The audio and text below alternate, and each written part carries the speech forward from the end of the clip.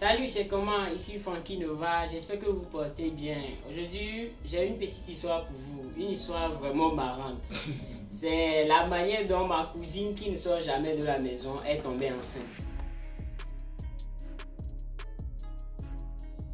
La société Air Event organise une sortie sur le sud du Togo en passant par Lomé, Notin, Atapamé et Badou.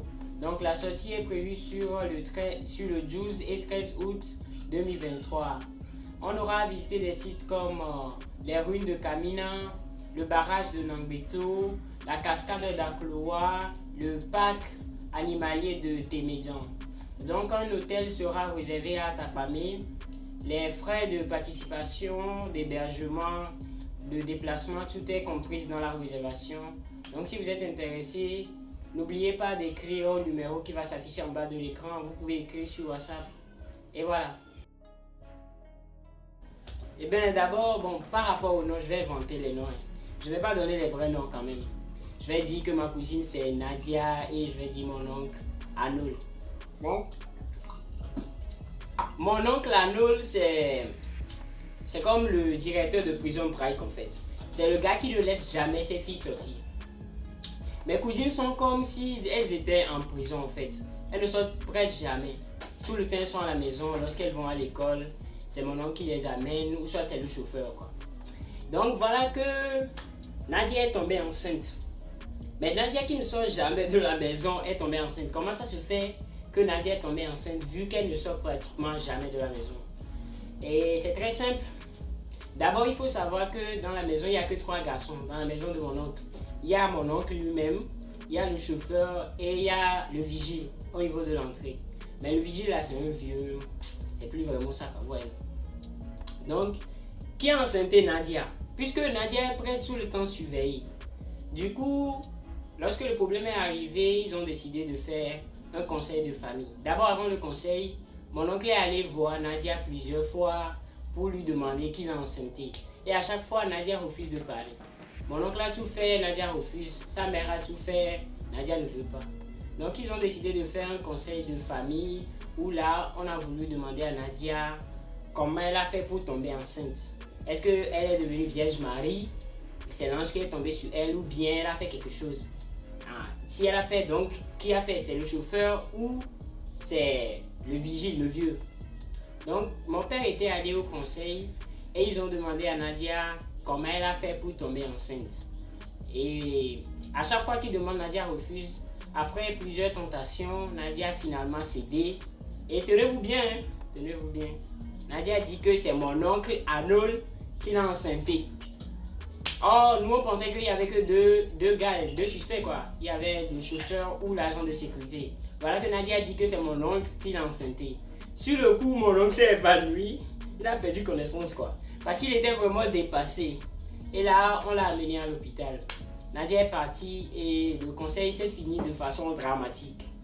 Donc après, ma mère est allée voir Nadia pour essayer de démêler ce qui s'est vraiment passé, pour comprendre comment elle a fait pour tomber enceinte et si c'est vraiment mon oncle qui l'a mis enceinte.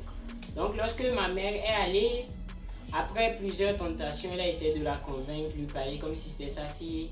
Nadia a finalement avoué que non, ce n'était pas son père qui l'a enceinté.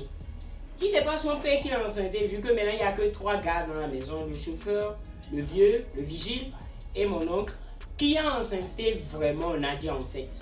Et là, c'est très simple, tenez-vous bien, je vous assure. Ça va te toucher un coin. Il paraît qu'il y a un mécanicien pas très loin de la maison de mon oncle et c'est ce mécanicien qui a enceinté Nadia. Ce mécanicien, d'abord, n'oublions pas que Nadia ne sort jamais de la maison, presque jamais. Elle est presque tout le temps surveillée. Si c'est le mécanicien qui l'a enceinté, comment le mécanicien a fait pour l'enceinter? Genre Nadia est sortie en douce pour aller chez le mécanicien, ou soit c'est le mécanicien qui est venu dans la maison de mon oncle pour enceinter Nadia. Ah ben, c'est très simple. Nadia finalement a commencé par narrer l'histoire et il paraît que d'abord la chambre de Nadia c'est très proche du clôture, le mur de la clôture quoi. Donc un jour Nadia était sortie pour payer quelque chose pour sa mère. Donc en rentrant, elle a commencé par discuter avec le mécanicien à côté. Donc le mécanicien l'a dragué. Donc les nuits, le mécanicien vient au niveau de la clôture, au niveau de la chambre de Nadia pour lui parler. Et Nadia aussi sort et ils se parlent, ils se communiquent au niveau du mur. Donc après, je ne sais pas comment ça a avancé.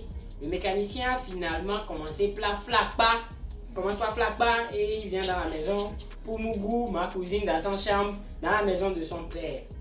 Alors que n'oublions pas que tonton Arnold, c'est comme un chef de police, hein, c'est le grand surveillant, mais il n'a rien vu venir. Il a lu les sur ce coup-là. Et la nuit, souvent les nuits, le mécanicien vient et Mougou, ma cousine, dans sa chambre.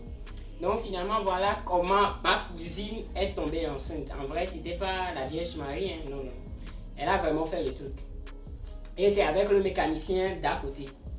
Donc il paraît que le mécanicien a eu vent de l'histoire, il a eu l'écho et il a pris la balle. Il a quitté le quartier rapidement. Et en partant, il y avait des motos des gens chez lui qui devaient réparer. Et c'est ces gens-là qui, à la recherche de leur moto, ont commencé par chercher le mécanicien. Et à ce qu'il paraît, ils l'ont trouvé quelque part au niveau du Bénin. Et c'est eux qui vont le ramener ici en fait. Donc vous voyez comment ma cousine est tombée enceinte. Et actuellement, elle doit être enceinte de 6 ou 7 mois comme ça. Donc il doit lui rester 2 mois, je pense. Donc si vous voulez aider ma cousine qui est tombée enceinte miraculeusement financièrement, c'est pas de refus, je vais laisser un numéro en bas de la vidéo. Vous pouvez envoyer des fonds pour l'aider, quoi. Vous voyez, non? Donc, on se capte. Et je vous remercie d'avoir regardé ma vidéo. Et par rapport à la vidéo, je tiens à vous dire, vous voyez, non?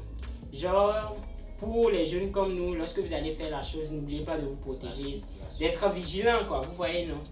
Et essayez d'être, vous voyez, et de ne pas tomber enceinte comme ma cousine Nadia. Bon, pour Nadia, je comprends un peu. Vu qu'elle était toujours comme en prison, elle n'est pas vraiment familiarisée par rapport à ça. Et à ce qui concerne les parents, je tiens à vous dire de commencer par un peu desserrer vos enfants, quoi. Parce que vous les serrez trop. Donc, quand vous serrez trop l'enfant aussi trouve des moyens pour pouvoir contourner vos pièges et votre manière de la serrer. Vous voyez, c'est le cas de Nadia qui a permis au mécanicien d'à côté de flapage toutes les nuits et de venir à Mougou dans la maison de son père. Vous voyez, non? Donc, la suite de l'histoire, je vais vous le rencontrer après. Lorsque Nadia va donner naissance, je vais vous parler de comment ça s'est passé et comment on a fait pour régler tout avec le mécanicien. Donc, on se capte, on est ensemble.